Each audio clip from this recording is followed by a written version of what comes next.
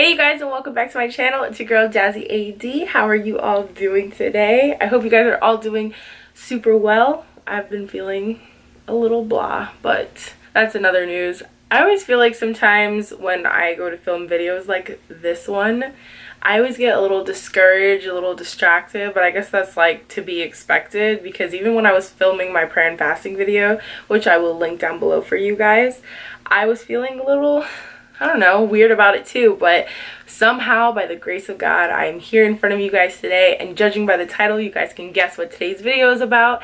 It is about the season of singleness. I thought I would share this with you guys because with the approaching holiday that is not always everyone's favorite of Valentine's Day, it could be a little tough. So I wanted to do this video for you guys, for all my singles out there, because it's okay. It's okay to feel single, and it's weird coming from me because for a really long time I was not okay with being single. So now I have gotten my strength, I have gotten my peace, and I want to share. So if this sounds like something you guys are interested in, then go ahead and keep on watching.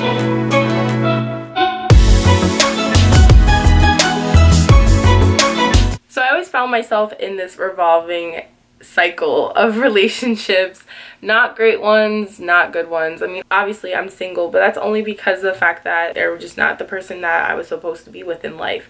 But honestly, I got tired of it. I just felt like I kept doing the same things, attracting the same people, just in different forms. And then I was just like, you know what?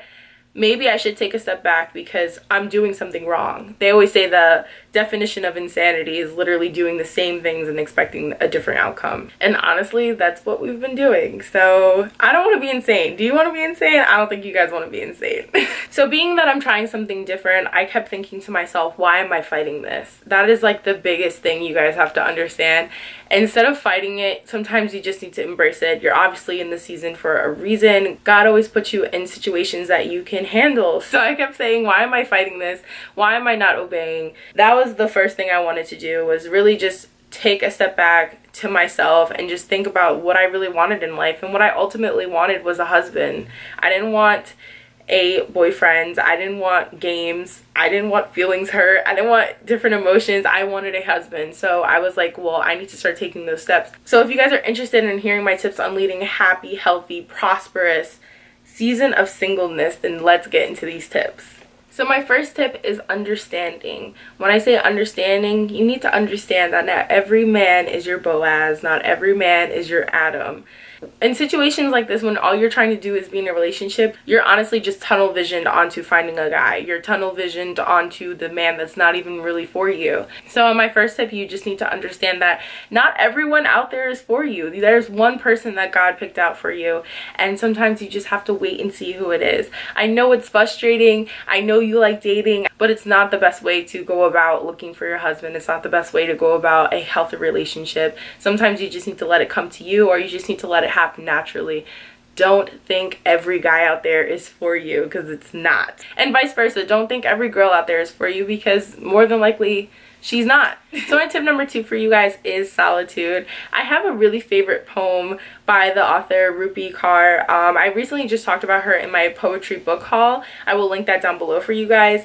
But in the poem, it says, fall in love with your solitude. And for me, that was like the best poem that I've ever heard, because I've recently fallen in love with my solitude. I'm so happy being alone. I'm happy just doing things day to day by myself and really getting to know myself. Some people look at solitude as not attractive. A lot of people are not happy being alone. A lot of people are not happy being by themselves.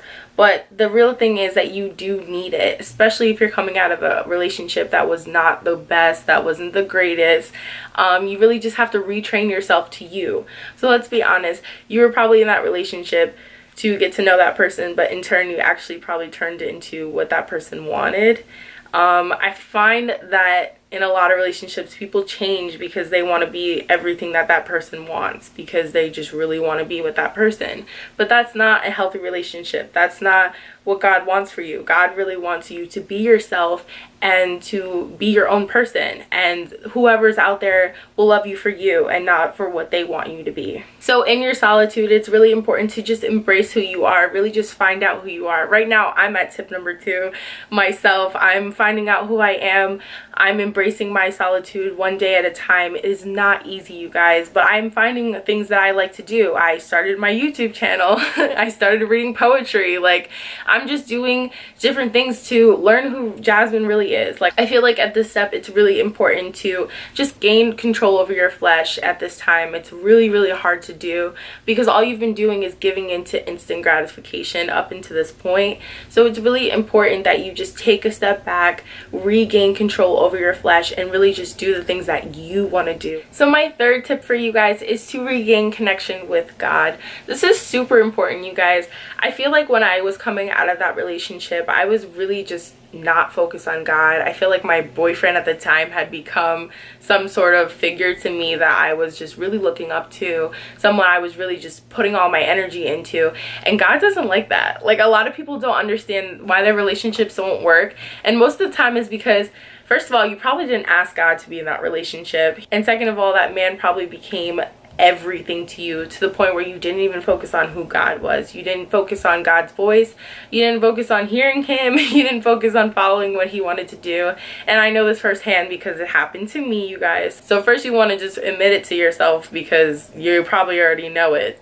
And then you want to just go ahead and regain that connection with him because he loves you and he forgives you no matter what. But it's just really important to have that connection with him, so that way he can guide and lead you to your husband, guide and lead you to that next person that is going to change your life forever. My fourth tip for you guys is to wait and trust the process.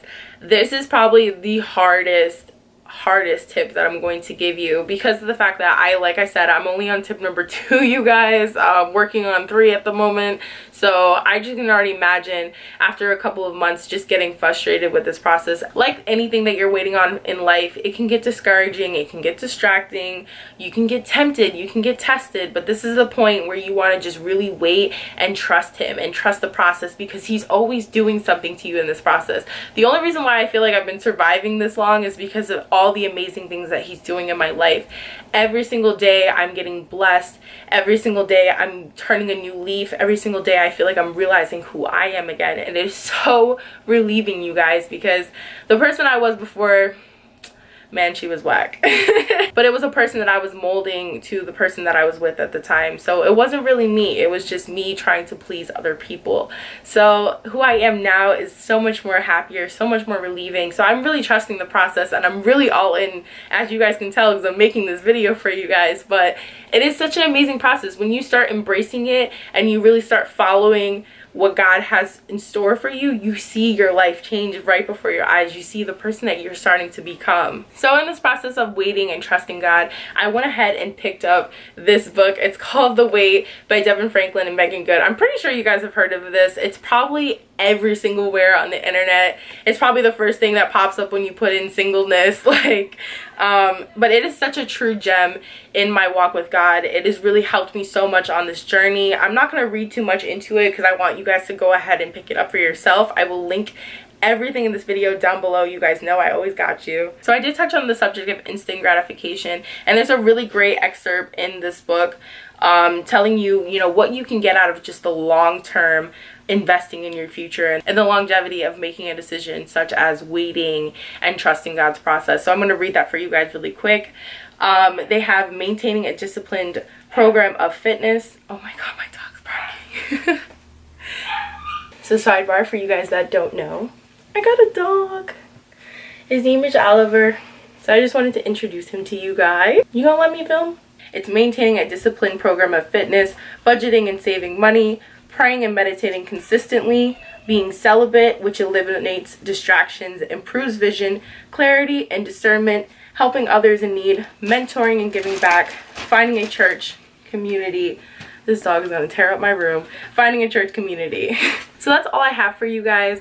It's definitely such a journey to embark on the season of singleness. It's definitely not something to look down upon. I mean, for years I really thought it was the worst thing that could have happened to me, but it's actually the best thing that could have happened to me. I mean, so far, and then the next stage of my life to come. I'm just so blessed that, God actually took the time to work on me, and he still is, and it is such an amazing experience so far. I'm so happy with the results, and I will keep you guys posted, of course. My life I'm sharing with you guys. I'm sharing my experiences. So let me know in the comments down below your testimony of how your season of singleness is going so far. It's definitely something that's not easy, so you guys can go ahead and check out my Instagram down below and DM me if you guys need some support or some help or anything of that nature. I'm here for you guys, and you guys are obviously here to support me. So I thank you guys so much. Don't forget that subscribe button down below. Don't forget to thumbs up and like this video. So that's all I have for you guys. I will be filming a vlog soon with this guy down here, so you guys can get a little bit more in depth of the process, because a lot of you are probably like, what, you adopted a dog? I totally did. So until he's a little bit more trained, I will totally be vlogging a lot with him. He's definitely the part of my process of singleness. He's helped so much. He's so caring and so nurturing, and if you guys are thinking about getting a dog, you should do it. It's a lot of work though. It's a lot of work. So you guys, I hope you have a wonderful day, and he hopes you do too. And we'll see you in the next one. Bye, guys. Say bye.